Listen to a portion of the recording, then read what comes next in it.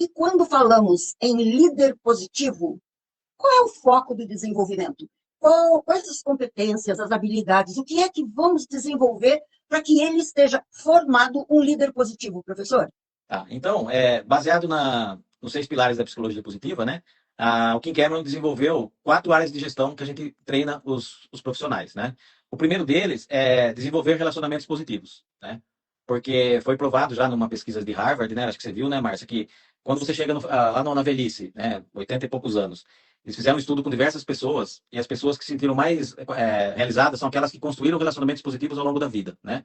Não foi aquela que ganhou mais dinheiro, foi mais bem sucedida, mas aquela que construiu os relacionamentos positivos. Então, na realidade, a gente fala muito para os líderes que eles devem criar pontes de harmonia entre os pares, entre os liderados, entre os clientes, fornecedores, todos os stakeholders, para ele criar uma rede de relacionamentos positivos. Então, essa é a primeira área de gestão. A segunda é fortalecer significado positivo às pessoas, né? Eu falo muito no livro, né? Acho que você viu, que as pessoas elas não precisam fazer o que gostam para ser feliz. Ela precisa gostar do que faz, né?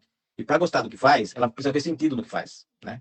Eu conto muito aquela história do presidente Kennedy, quando ele estava visitando lá a NASA, e ele perguntou para uma pessoa que estava varrendo o chão, o que a pessoa está fazendo ali? E a pessoa respondeu para ele assim: eu estou contribuindo para um projeto para levar o homem à Lua. A pessoa não estava varrendo o chão. Uma tarefa simples, estava fazendo algo maior, né? Então, o líder, ele tem que ter um QS, que a gente fala, que é um quociente de significado alto. Ele tem que dar sentido às pessoas para que elas contribuam, para que elas percebam que a contribuição dela é maior do que a atividade que ela faz. A outra área é a área de comunicação positiva. Então, a gente trabalha muito a questão da escutativa, porque muita gente acha que comunicação é falar, mas comunicação é saber ouvir. A gente fala de comunicação assertiva, comunicação eficaz, ou seja, o líder se comunicar melhor. A gente aplica alguns testes, né? Eu apliquei numa empresa agora, e foi incrível. A competência que os líderes menos tinham era a comunicação, né? E eu acho que falta hoje muito essa questão da comunicação, porque, inclusive, em alguns países, comunicação significa criar relacionamento, né? Então, a gente explica essa questão da comunicação. E uma outra área de gestão, a gente fala que o líder ele é responsável por fomentar o clima positivo. Não é o RH da empresa, nem a empresa, que é responsável pelo clima organizacional. É o líder de cada área, né? Porque a gente vê que tem empresas que tem uma área que o pessoal gosta de trabalhar, outra área não gosta. E a empresa é a mesma, né, Márcio?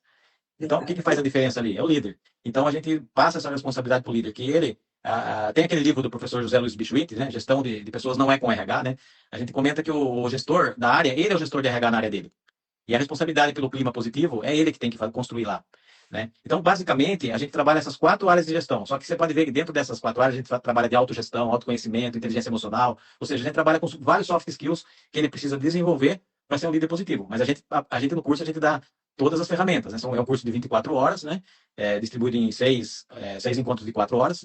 E que a gente faz vários testes e depois a gente apresenta um plano de desenvolvimento para ele, mas é mais um feed forward do que um feedback, né? A gente projeta o futuro dele, né? Baseado naquilo que a gente percebeu durante o curso. Porque o ideal é que a empresa que quer se transformar em uma empresa positiva tem que treinar os líderes, né? Tem que ter líderes positivos. Uma empresa positiva tem líderes positivos, né? Então, eu acredito muito que nessa força que o líder tem de transformar a cultura de uma empresa, né, Márcia?